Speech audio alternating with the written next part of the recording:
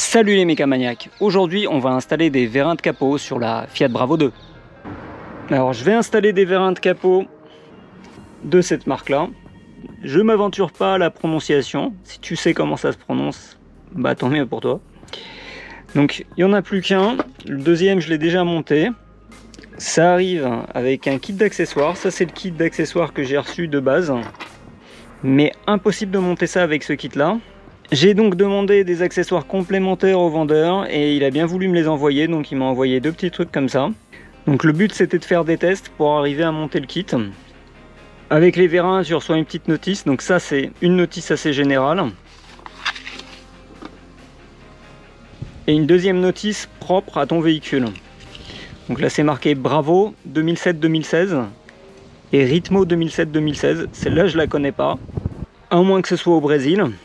Donc pour moi la notice elle est complètement fausse. Là on te fait voir de monter la pièce comme ça, sauf que si tu montes ça dans le sens de la notice, au moment de fermer le capot, ça va buter sur l'écrou. Donc ça c'est pas possible, donc va falloir le mettre dans l'autre sens, que ce soit comme ça en fait. Donc ça c'est le premier point. Le deuxième point, c'est que la partie de fixation en bas, qui est indiquée ici, correspond pas du tout à la Fiat Bravo. Donc en principe tu es censé fixer cette pièce là sur une partie là, mais ça correspond pas du tout à la Fiat Bravo. De ce que j'ai pu lire sur internet, ça correspondrait plus à une Lancia Delta 3, à vérifier. Donc moi j'ai fait pas mal de tests avec différents accessoires, j'ai essayé d'ajouter des rondelles comme ça anti-rotation, au final ça m'a pas trop servi.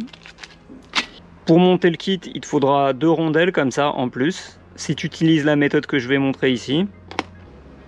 Donc ça c'est le diamètre extérieur, donc on peut dire 18 mm. Et le diamètre intérieur, ça doit être 8 mm à peu près. Donc je vais utiliser ça en plus. Et en plus il te faudra du silicone ou un autre lubrifiant. Moi je vais prendre du silicone car on va lubrifier à l'intérieur de cette pièce là. Elle semble pas lubrifiée. Et on va également en mettre un peu ici.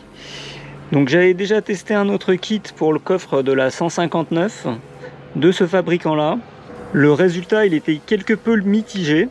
Par contre dans le précédent kit que j'avais reçu il y avait déjà de la graisse dans ces pièces là.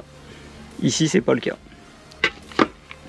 Donc il y a déjà un vérin qui est monté. Le bon point c'est qu'avec un seul vérin le capot il tient. J'ai pas mis le support ici. Et tu peux voir que ça tient déjà avec un seul vérin. Ici on a ce qu'on nous a fait voir sur la notice. Et ici tu as sur la voiture. Donc tu peux comparer, ça n'a strictement rien à voir. Pareil, ici tu as la photo et ici tu as ce que ça donne sur le véhicule. C'est pas du tout la même chose. Donc le système tel qu'il est conçu, tu prends la vis, tu la mets en biais et en la mettant droit, en théorie elle tient. Mais la surface de contact est vraiment très faible. Donc moi ça me plaît pas. Ma première idée c'était de prendre une rondelle comme ça, anti-rotation. Tu mets en premier la tête de vis. Et après tu te débrouilles pour mettre la rondelle. Et là d'une main c'est pas évident. Là c'est déjà mieux, en plus ça évitera que la vis tourne. Parce que la première fois que j'ai essayé de fixer le système en fait, j'avais pas réussi à le serrer assez pour que la pièce noire ne tourne pas. Là tu peux voir la place que ça occupe. Et finalement je vais prendre une rondelle simple comme ça. Tu vois, elle est bien plus grande, donc ça aura une plus grande prise. Par contre le souci c'est qu'elle rentre pas, donc je vais la limer sur les côtés. Et je vais aussi faire une autre modification, je vais faire une rainure ici pour pouvoir retenir la vis avec un tournevis. Donc je prends mon Dremel, ça ira plus vite, et j'ai juste une entaille à faire comme ça.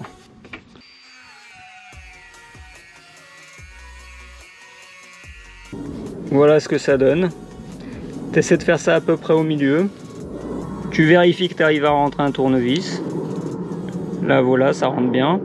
Tu testes que tu n'as pas trop bouffé ton filetage, que ça vise bien. Regarde, c'est impec. Donc ça c'est bon. Et donc pour faire ça, j'ai utilisé un petit disque comme ça. Donc je vais faire la rondelle maintenant. Je me suis fait des marques pour essayer de faire ça à peu près de manière parallèle.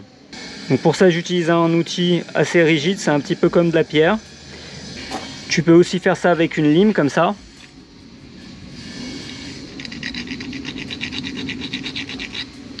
Mais ça te prendra beaucoup plus de temps. Donc tu as le droit d'utiliser des gants. Hein.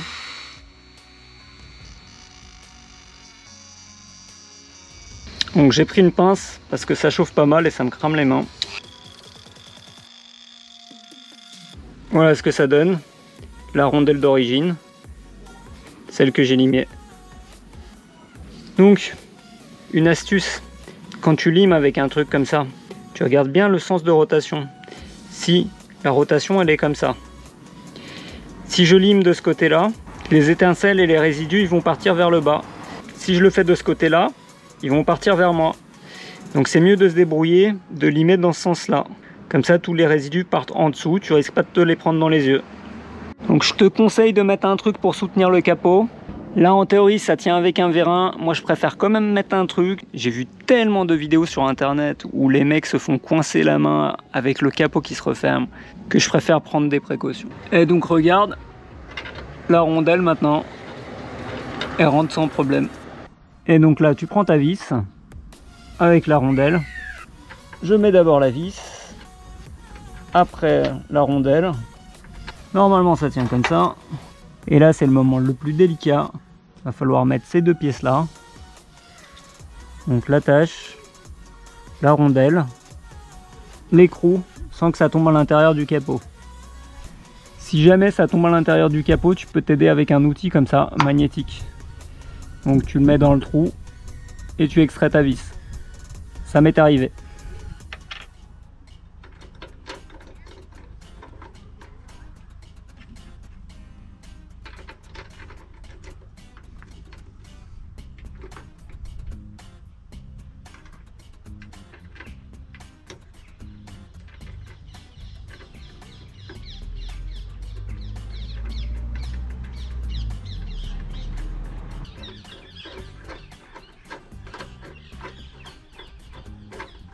Une fois que tu es arrivé là, c'est déjà pas mal.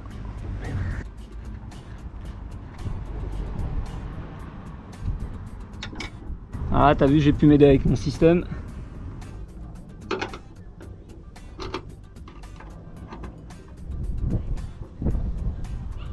Avant de serrer complètement la pièce, tu peux regarder dans le trou ici. Là, ça se voit pas très bien. Tu essaies de t'assurer que la rondelle est bloquée dans la position où elle tient au maximum.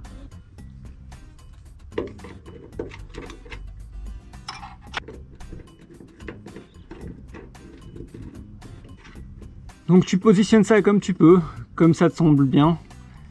J'ai pas d'idée fixe là-dessus.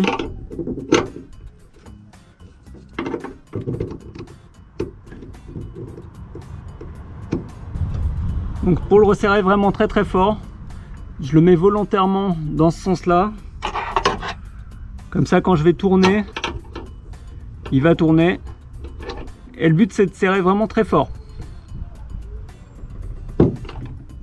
Si tu serres pas assez fort, le truc qui risque d'arriver, c'est que la pièce elle va tourner quand le capot va s'ouvrir. Et là, ça va pas être bon.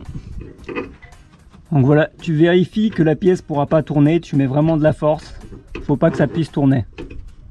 Si ça tourne encore, tu recommences. Tu tournes la pièce comme ça, comme si tu dévissais. Et tu visses en tenant la vis et l'écrou, comme j'avais fait. Donc pour la deuxième fixation, c'est bien plus simple. Pareil, clé de 13. La fixation en haut, c'était également une clé de 13, j'ai oublié de le préciser.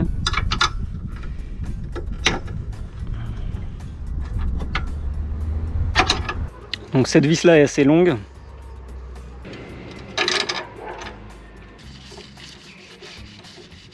Donc ça c'est la fixation que j'ai demandé en plus. Si tu commandes le kit, demande absolument à avoir les accessoires que je présente ici en plus. J'y ajoute une rondelle, elle n'était pas dans le kit. Un petit pot de graisse, ça fait jamais de mal.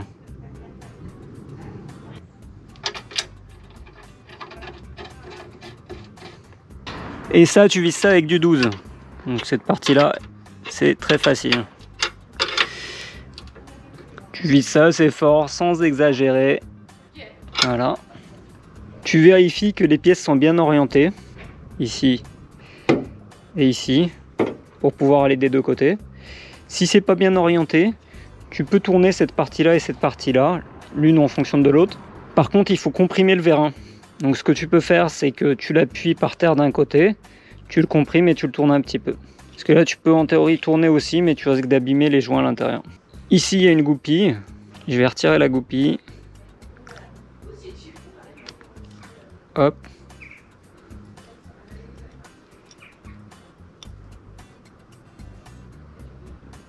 Tu vois. Si dans ton kit, tu as de la graisse, ici, pas besoin d'en mettre. Moi, je vais y mettre de la graisse silicone. Donc dans la partie métal, tu peux mettre n'importe quelle graisse. Dans la partie en plastique, ici, il faut mettre une graisse adaptée pour le plastique ou les matériaux composites. Donc la graisse silicone comme ça, c'est parfaitement adapté pour graisser du plastique.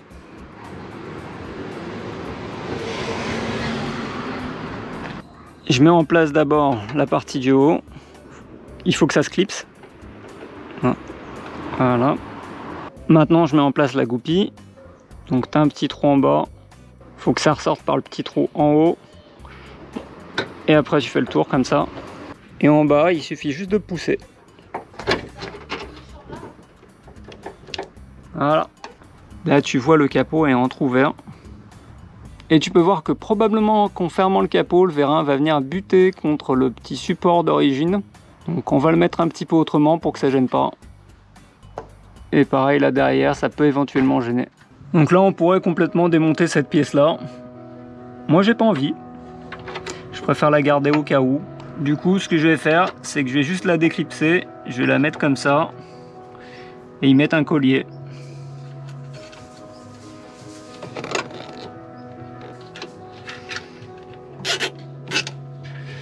Voilà, comme ça devrait plus toucher.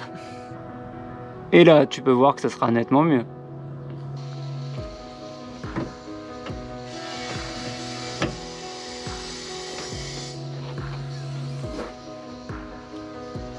Donc voilà, ça fonctionne bien. Je te laisse admirer le résultat final. Pour info, ça existe dans d'autres couleurs. Donc ça fonctionne bien. Comme tu as pu voir, il n'y a pas l'effet qu'il y a eu sur les vérins de la 159 où ils étaient trop forts, où ils allaient trop loin. Et à la fin de la course, le coffre faisait des yo-yo. Là, c'est très bien. Donc le capot, il se ferme bien, il s'ouvre bien. Seule chose à noter, quand tu fermes maintenant le capot, il faut s'y prendre à deux mains.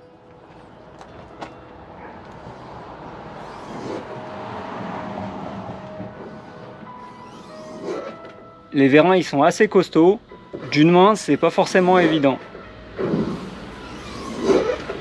En dehors du fait que le kit fourni de base n'était pas adapté et que j'espère que du coup le vendeur mettra à jour son kit suite à cette vidéo, ce qui me plaît moyen c'est que quand tu fermes le capot, je sais pas si ça va se voir, là ça se voit pas trop, ça représente une contrainte sur la tôle ici.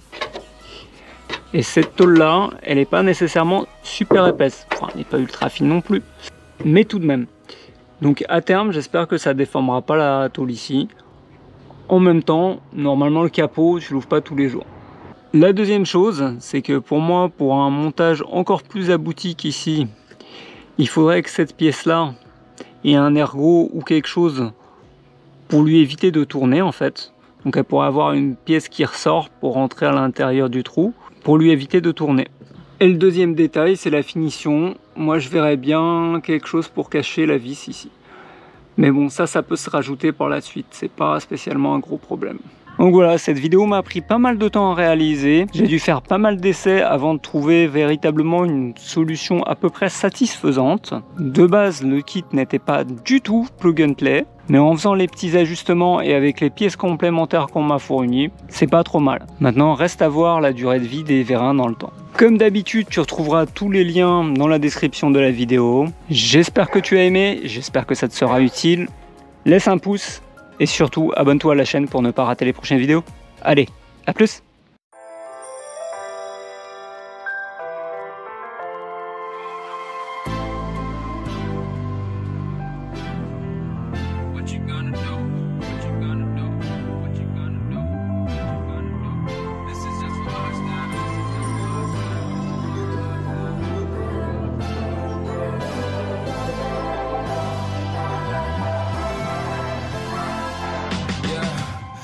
Never ever find the right words.